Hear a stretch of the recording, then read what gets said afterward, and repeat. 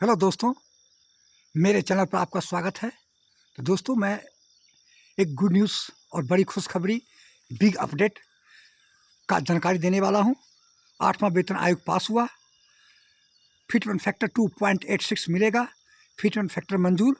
वेतन आयोग बैठ गया है। 8 पे कमीशन।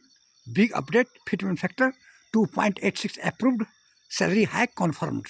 इसके बारे में पूरी जानकारी दूंगा। तो दोस्तों, प्लीज़ आप मेरे चैनल पर बने रहें। यदि अच्छा लगा तो वीडियो को लाइक कीजिएगा, शेयर कीजिएगा और चैनल को सब्सक्राइब कीजिएगा। तो दोस्तों, 8वां वेतन आयोग के बारे में पूरी जानकारी दूंगा।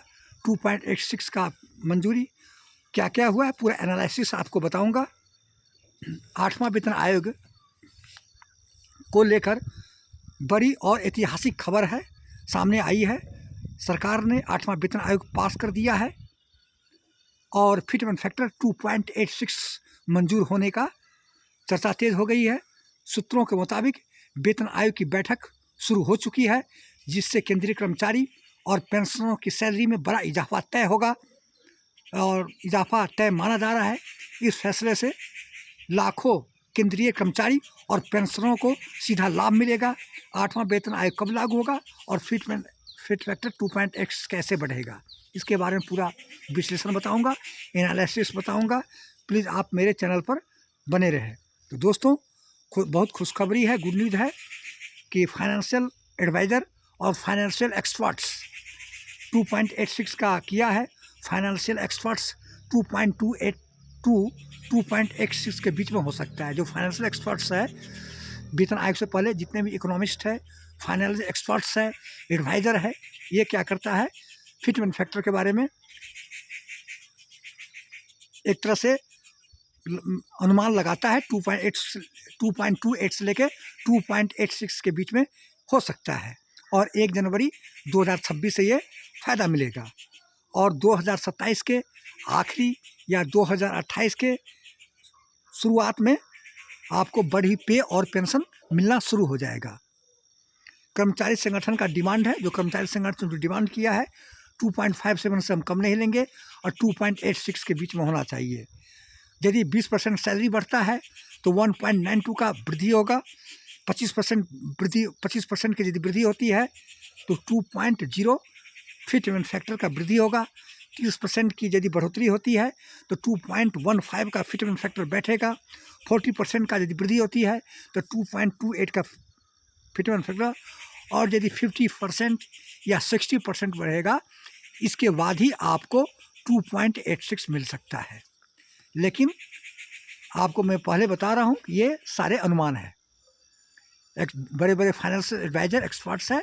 ये जिस तरह से T20 और वनडे में मैच में सट्टा लगता है, उसी तरह से इसका सट्टा बाजार चल रहा है कि इतना फाइनेंशियल एक्सपर्ट्स अनुमान लगा रहा है मार्केट में, कितनी पैसा आएगी म्यूचुअल फंड में, सेक्टर में, मोबाइल सेक्टर में इतना पैसा लगेगा, इतनी गवर्नमेंट की ग्रोथ बनेगी। ये सारे अनुमान हैं। तो दोस्तों, जितना भी मैं आपको कन्फर्म बता रहा हूँ, 2.28 से लेकर 2.86 के बीच में हो सकता है।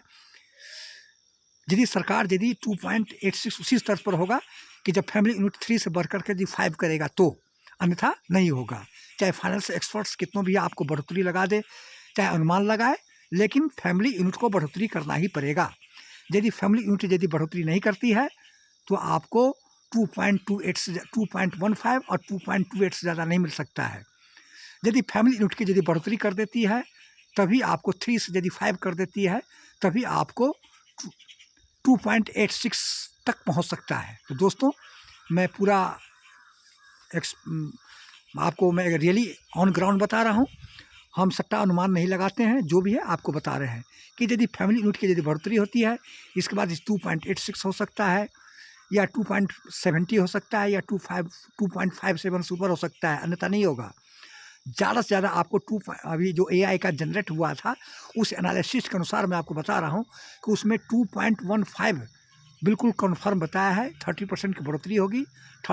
इसमें दिया है कि सरकार पिछले जो 7वां वेतन आयोग में 14.3 माने 20% के 14 से लेकर 20% की बढ़ोतरी की थी, इस बार क्या करेगा कि 8 पे कमीशन में 20 से लेकर 30% तक सैलरी बढ़ोतरी होगी। तो ज़्यादा से ज़्यादा आपको इसमें जो दिया हुआ है 2.86 का, ये मेरे को बहुत कम ही चांस लगता है। ज़्यादा आपको 1.92 तो कन्फर्म है ही है, ज़्यादा 2.15 या 2.28। ये AI प्रोजेक्शन के रिपोर्ट के अनुसार मैं आपको बता रहा हूँ। ये प्रोजेक्शन रिपोर्ट आपको बताया है कि आपको 2.15। तो दोस्तों, और इसके बाद एरियर के बारे बता रहे हैं कि जहाँ तक एरियर का सवाल है, आपको यदि सरकार रिपोर्ट देती है तो एक मुश्त आपको एरियर दिया जाएगा। एरियर कब मिलेगा?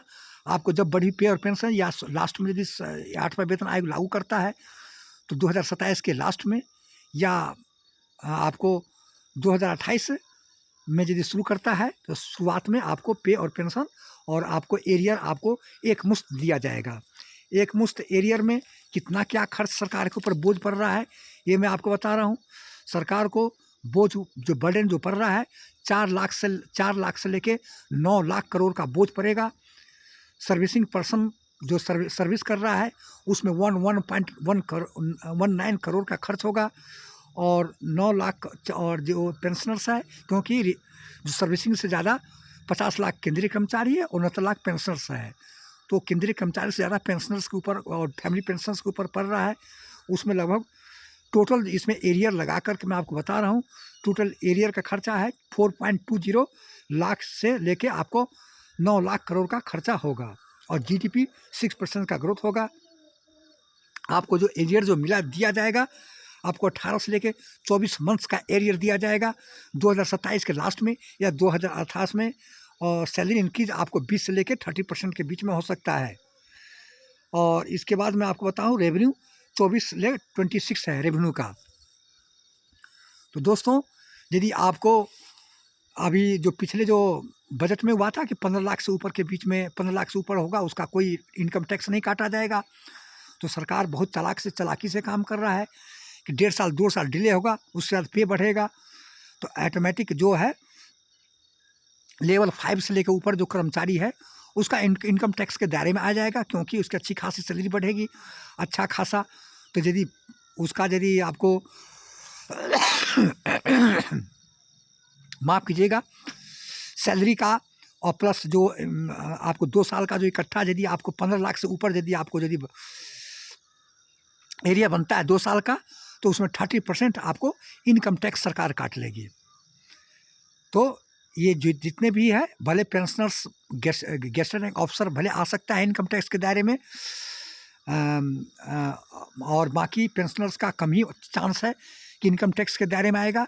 लेकिन अधिकांश जो लेवल 6 या 7 लेवल के ऊपर से जो भी कर्मचारी होगा, और यदि एरियर मिलेगा तो एरियर में कम से कम 20 से लेकर 30% उसका इनकम टैक्स काट कर उसको पेमेंट किया जाएगा। तो गवर्नमेंट की भी ये प्रॉफिट है। तो दोस्तों, कैसा लगा कमेंट कीजिएगा, ज़्यादा लाइक कीजिएगा, सब्सक्राइब कीजिए, अपने दोस्तों के साथ शेयर कीजिएगा और चैनल को सब्सक्राइब कीजिएगा। तो दोस्तों, ये थी जानकारी। जय हिंद, जय भारत, थैंक यू।